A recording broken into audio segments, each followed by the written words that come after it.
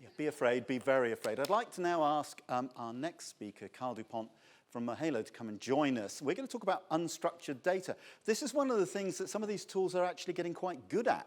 We give them video, we give them narratives, we give them audio, we give them pictures, and we find meanings from that. So, Carl, if you wouldn't mind, brief introduction, and then, again, if you could set the scene for us. Just spend a couple of minutes about talking about why is this such an important topic right now?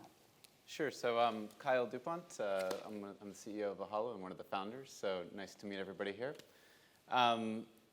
So we're just going to talk about unstructured data. I think the lead-in from Camilla with the potential boom and all the unstructured data that's going to get created out of things like ChatGPT is going to be a really interesting topic, and how we control that and how those privacy implications get dealt with, particularly in the enterprise where that's, really affecting profit at the end of the day, will be a really interesting thing. So really pleased to talk with you today, Peter.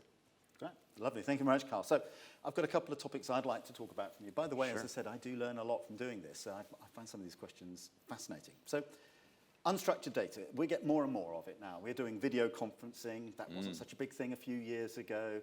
We're doing that with customers and with colleagues and with suppliers. We've got narratives and transcripts coming in. And I think there's been a mindset for many people about, let's just gather all this stuff, create a great big repository. We're going to talk about that in a moment. And there's meaning in there. Let's feed it all into ChatGPT and it will come up with new ideas. But one of the things that struck me is, who's heard the expression, data is the new black gold? Put your hands up if you've heard that one, yeah? I tend to agree. It is exactly like crude oil. It's horrible and smelly and polluting and toxic. And it doesn't actually have value until you extract it, refine it, and put it to use. So let's talk about unstructured data. We've known about this for a while now.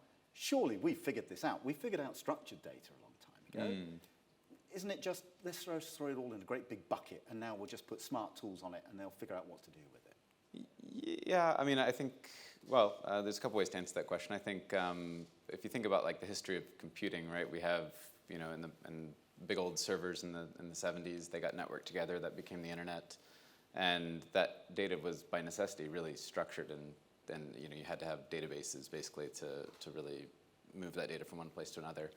And unstructured data really boomed, I think, in the late 90s and early 2000s with the rise of just personal computers, right? And people being able to deal with words, people that have like me, dealt with their first computers, like WordPerfect and things like that. And I think with the rise of the cloud, that has just grown inexorably, right? We can now, not only have data on our personal computers, but we have it in data lakes. And so I think, in general, the whole unstructured data concept is about probably 15 to 20 years behind the whole structured data data management framework.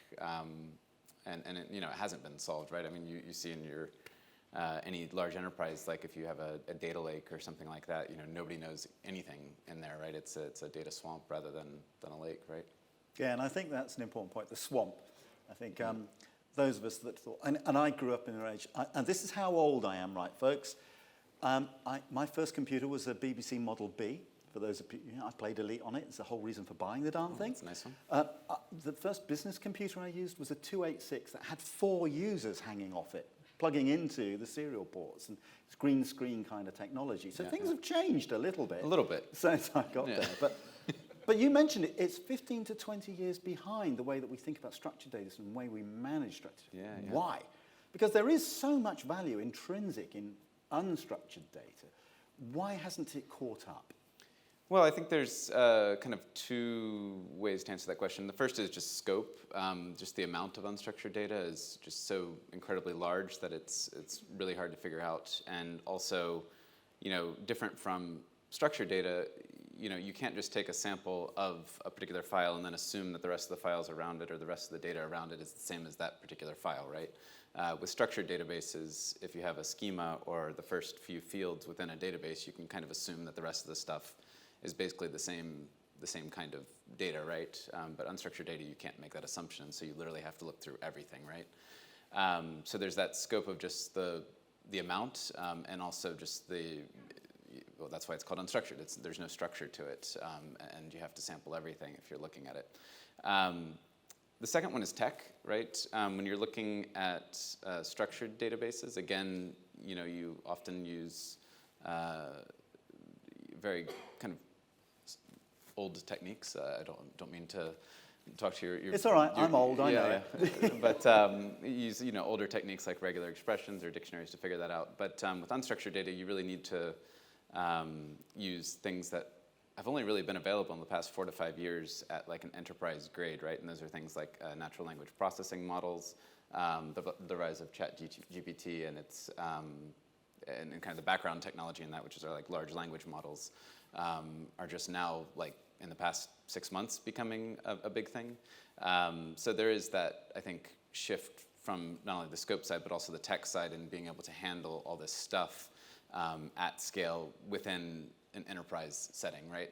It's not just me and you banging on our personal computers. It's actually looking at tens of millions of files across your on-premise servers, your Azure tenants, your AWS. So there's like a very complicated situation there, especially when you're talking about enterprise. Yeah, and that's an interesting point because you have to look in every record. So for those of you who haven't worked with me in the past, a lot of my work is on emotion analytics and understanding human behavior, and I use unstructured data to get an understanding about what people care about. Now, I know that when I do an analytical query using something like NLP, there's a server farm the size of Canvas that suddenly goes white hot, and Amazon go ka-ching as I'm using all this data and all this massive amount of compute power. Yeah, by the way, that's an enormous shock when you get the bill the following month for doing analytics like that. So clearly, that's probably not the best way to work with unstructured data. So have you got any recommendations about if we want to do things like natural language processing or we want to look at unstructured data, are there ways in which we can optimize that process rather than my brute force approach, which is I'm just going to keep reading everything, trying to work out what the intent is and what the language components around that are? I think there's some nuance there. There's ways to optimize within particular constraints of the thing you're trying to tackle. In general, though, I think there's just been a ton of work not only on making the NLP models better, but also on scaling them down to be able to deal with like smaller compute resources, which is very typical of the enterprise, right? Actually, it's not common that an enterprise can have, like if I ask one of my customers, please roll up a server farm with like 1,000 GPUs in it for me to use, they're not going to give me that thing, right? And so I think there's also been a lot of work. They're unreasonable like that, aren't they? Right. I mean, so they're going to really work with something that's much more standard, right? Because it's a cost thing, and it's also just a what's acceptable in the enterprise landscape thing. So I think different tooling has been evolving. I mean, we have the data X-ray, obviously, but like different tooling like ours have been evolving to be able to be implemented at scale behind enterprise firewalls for these kind of applications, right? Yeah, and I think that's important as we look at the human experience, the way that we deal with businesses and organizations, and now more with AI than ever before. As human beings, we like being treated as individuals, as humans, and what we find important is often expressed through what we say, rather than how old I am. There's a degree of what you can tell about, well, he's a middle-aged bloke, kind of living this lifestyle. Some of the things you can perhaps compute, like affordability, probability of affordability. But what I value, the only way you find that out is by asking me or listening to what I'm saying. But where do you see the future of using unstructured data? Because I think, as Camilla said, that genie's out of the bottle now. We have got these great tools for natural language processing for things like intent identification, working out what are the important things within a conversation. Where are we going with this? And by the way, I'm not going to ask you to look into a crystal ball 10 years into the future. If you do know, by the way, please tell me. I want to know where to invest for some shares. Well, yes, indeed. So I think that there's a couple. So I kind of view the future of, particularly in the enterprise data stack, that data will become what I call like self-aware, which is that kind of a loaded term, but it's essentially like through its life cycle in the enterprise, it should know what it is. Like, is it personal data? Is it sensitive for commercial purposes? Is it confidential? These kind of things will be kind of automated in the future, because right now it's basically up to every employee to be able to tag data and train well to figure out whether that data should or should not be in a particular place. But like it's not really the HR department's job to figure out like cybersecurity regulations and like how that applies throughout everything, right? And so I think there's this concept of like data becoming self-aware that will be, you know, a part of the data lifecycle management within the future of the enterprise.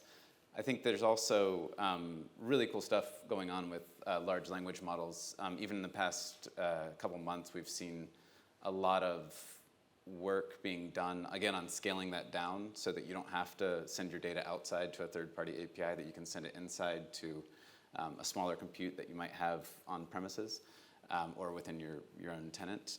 So I think there's some pretty cool stuff being done there. I'm not quite clear. There's actually a couple nuances within large language models that are interesting. The first is, you know, I'm not quite clear whether it's just like a UX innovation. Like, is it actually just that everybody's going to have a chatbot that tells you like whether a particular piece of data is sensitive for whatever reason, or is it actually something more fundamental that it just provides a very high accuracy level for particular types of data that you're trying to identify, like if I'm trying to identify personal information or security information or something like that. So there's that aspect as well. Yeah, and I think that these large language models will be pretty interesting in the enterprise going forward. But yeah, thanks, Carl. You mentioned something that I picked up on because I've got a personal interest in this, the high accuracy model. Who's got a home assistant like an Alexa or a Google Home, yeah? Obviously, we're putting a lot of effort into trying to make that able to understand specific utterances. So what is this person asking me? What does it want me to do? And their accuracy is everything. Yes. But when we're looking at large populations and we're trying to understand meaning, we're less focused on individual conversational accuracy and more about what do groups find. That means that if you are looking at a high accuracy model, you've got to deal with things like idioms, slang, sure, sarcasm, all of the rest of the stuff that human beings interject into conversation, where you can smooth some of that out as random noise or error when you're looking at populations. Right. What effect might that have, though, on the way that we use this? Because if we want to ingest all these things, to use my analogy, I can't bring a massive server farm into a customer site to use it when I want to do some analysis on these large unstructured data sets. How can I optimize that? So I can get something that's pragmatic, gives me enough insight that I can act on it, but may not necessarily compete with Amazon's approach to the way it understands utterances and individual statements. Yeah, so I think that the way he didn't plan that question, by the way, so this is coming as a nasty shock. I think that the way to answer that is like there's actually everything to date. What these large language models are, they're termed like generative AI, so that just means that they like generate new stuff that wasn't there before. And previous AI techniques were really around like predictive AI, right? Which was like things like, is this word a particular thing? Like, is it a person, is it an organization, or is it a particular sentiment, or whatever it is, like something like that. And with predictive AI, it's always been, you know, especially in the enterprise, like you need like 98% accuracy or something over that to be useful, right? Because you don't want to like have a particular thing to be wrong. You know, if it's 98% accuracy, actually that means like the acceptable quality is that there's 2 words out of 100 that are wrong. And that's usually like the benchmark in the enterprise, right? Now with generative AI, like the question is, actually, does it really matter if the thing it's creating is like if like we're creating a marketing email or something, does it matter if it's like 80% as good as what a person might create? Like, probably not, actually. Like, it's actually fine for the use case of just generating stuff. But if you're using it in the enterprise to like do things like identify data, then maybe that is not good enough, right? You might just, or just starts making up stuff, right? Like, that's actually not that useful in the enterprise. So like, it really depends on the use case, but I think like a new kind of frame of mind of like what are the things that you need to kind of worry about when you're looking at generative AI is important. Yeah, and I think harking back to the accuracy thing again, and so I am a traditional data scientist, so I'm using all those old techniques. And we use something called confusion matrices. Anybody come across those? It's the true positive, true negative, false negative things. Now, if I'm using a tool like this to identify cancer, I want it to err on the side of caution. So accuracy is important, but I will accept false positives. So it thinks somebody has got the cancer so that I can then do a further treatment. What I don't want it to do is say I want it to be so accurate that it will not have any false positives or false negatives, because I'll miss cases. So you have to actually tailor accuracy to what it is you're trying to achieve. And as you say, there is a context where very high accuracy is absolutely required, and then when we actually want a broader meaning, we can actually relax our definition of accuracy a little bit to take advantage of that. But I mean, it all sounds interesting, and we heard about ChatGPT, and I've used a lot of NLP, so a lot of natural language processing. It can be hard to justify that to boards that have just heard the words and they don't really understand what it is that it involves or what it might mean to the business. So if we want to explore this, how do we justify it to other people that are not experts in the field?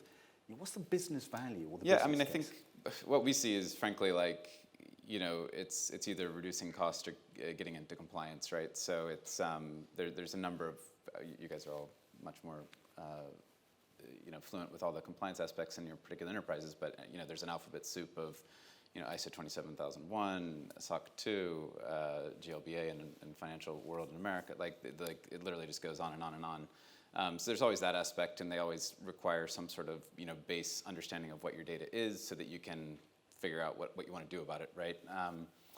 I think there's also a number of just integration of these new tools into regular enterprise workflows. So when you have things like data migrations, like we're working with a big American bank right now, and they just divested a subsidiary bank to another bank. It was like an $8 billion, this is public information, but this $8 billion divestiture.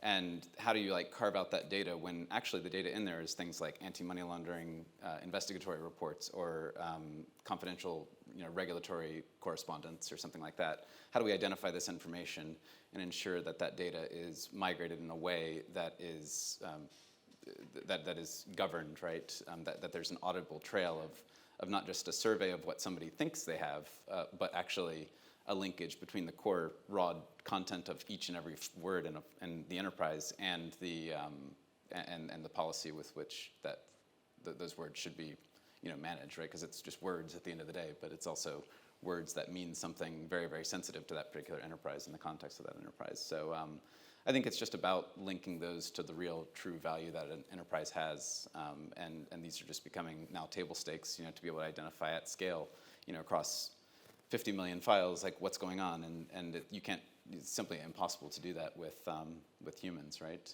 Yeah, and I think that's for me one of the things that's interesting about unstructured data. It does have an enormous amount of value, which is not actually easily replicated elsewhere. And I'll give you an example. Anybody here marketing? Any CMOs? There should be a few of you. There's a marketing conversation going on right now. If you've used satisfaction surveys and you ask people to rank things, give us star ratings or an NPS score, that comes from one part of the brain. And we actually are logically building an answer to that question. So why are you asking the question? What's a socially acceptable answer? Do I want to punish you because you didn't give me what I wanted? And so we use these scalars. So we say, well, I'll give you 8 out of 10 or 5 out of 10, whatever that might be. Very structured, right? Because it's the same question, same kind of answer, always classified in the same way. When you ask people to tell you something, to tell you a story, it comes from a different part of the brain. And it's more authentic, and they actually will tend to tell you what was the most important thing that they remembered, why it was important to them, because we're human beings. We tell stories to each other. There's a heck of a lot of value in that is not replicated on the standard kinds of surveys. So we need to find ways to do that. We need to find ways that we can manipulate and use that data, because it actually probably holds more competitive differentiation than anything else. Now, we also, from Camilla's point of view, have to be careful about what we do with that, because if we go shoveling that into some public domain AI, well, we're going to get some interesting results from that. But I think this is something, personally, I think is really intriguing. In my personal belief, Camilla might disagree with me, I think we're still a ways yet from generalized AI. The ones where people think you just say, hey, computer, do this for me, and it can answer any question in any way, anytime, any place, anywhere. We're not quite there yet. But I do think we're getting that way. But it's going to come from the unstructured data, I think, more so than tables and rows and columns. Yeah, I think there's this really interesting area, and this isn't even related to my business at all, but I think there's this really interesting area of unstructured data right now where you know, things like large language models are basically like a 12-year-old that's like you've literally locked in a library for its entire life, and basically it knows nothing besides. You're describing me here, so come on. Yeah. Like it literally knows nothing outside the walls of that library, and so like when you give it new information, it like kind of tries to contextualize it within that, and there's no kind of interface right now between that, and the interfaces that there are like super clunky. It's like basically like throwing some words at it and being like, okay, well, like figure this out given the knowledge you knew, but it didn't actually know like when the sun rises today. Like, so is it sunny out today? Right, you know, is it rainy out today? It actually has no idea. Yeah. So there's a lot of these interesting unstructured data kind of problems that are going to be solved and need to be solved also within the context of the enterprise, right? Which is, you know, another problem from a scale, security, privacy, you know, tech implementation perspective. Yeah, and I think that ultimately is the end of the point. I mean, all of us experience the world through our senses, but also through our communications. Human beings are socially communicative. We talk to each other. We tell each other stories.